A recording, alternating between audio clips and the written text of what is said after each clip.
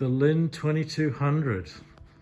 Now, so my love affair with Linn started with an LK100, which in the end I sold, but I'll be honest with you, that was bittersweet. I had to sell it, I wasn't using it. But I'm very fond of Linn products. I've had the LK100, the LK280 with a spark, an AV2250, which was the precursor to this 2200, and then a basic, what was it, a Chakra 2200, or I think, which wasn't with a dynamic power supply. And then finally I managed to get that. It wasn't a steal, it still cost me 4,000 Kiwi dollars, so they're pretty spendy. Well, what's remarkable about them is that, you know, they've stood the test of time, these amplifiers. The 2200 has been out, gosh, it must be at least 10 years old, and it's still a current product. This particular one, I think, was purchased by the original owner in 2018 or 2019 or something. Absolutely brutally simple, this device. There's not much going on there. You can't even see, you can just about see the LED, which I actually had to.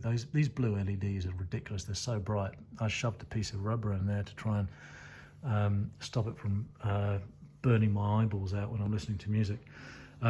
There's not much in there. Pretty much half of the chassis is empty. I think the power supply, the dynamic power supply, runs right down the center here, and then all the goodies happen on this side. So you're looking at low volume a Class A amp, and then at high volume it's AB. I'm sure somebody will correct me on that, but that's the yeah, it's something fairly similar to that. I love it dearly. I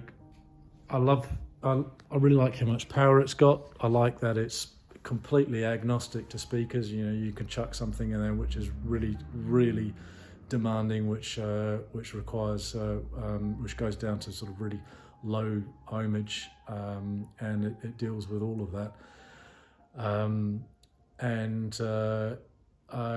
I do like how crisp and clean it is. Is it analytical? Hell yes, it's analytical.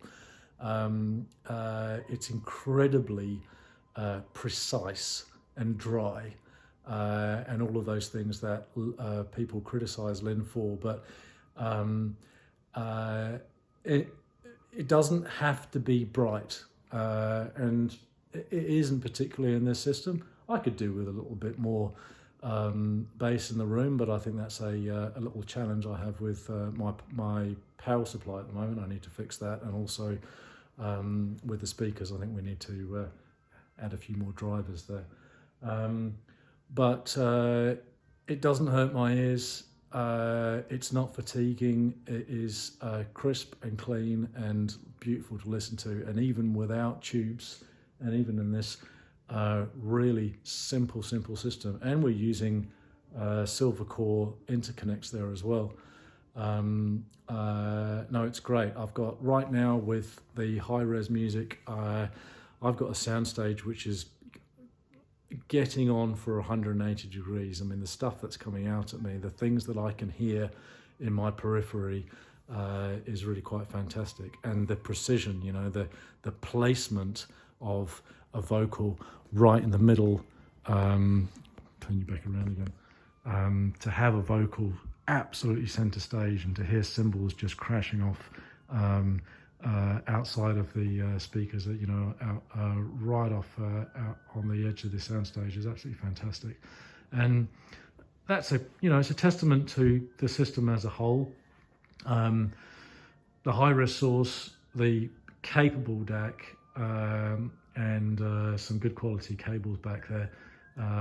But definitely that little 2200 is just a wonderful power amp.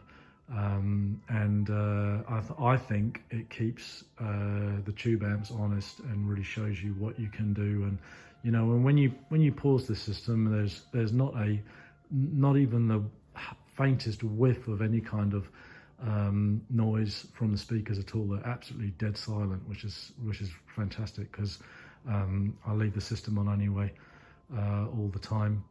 Although of course it does have a sleep mode, so if the amp's not being fed a signal, it will go to sleep. And I must say, it always, all of this stuff does take time to warm up. If it's been asleep, if I come in after work and turn the system on, I would say I would give it solidly 5 or 10 minutes for everything to sound right. And for that soundstage to really widen the way it does. I'm not going to pretend to understand why, but it's certainly something that I do notice. Yeah, so amazing amp. One day, when I can afford it or justify it, or both, I'll upgrade to the twin, to the Climax twin, and I'll tell you all about that when I do. But for now, I'm going to enjoy that and exactly where it is.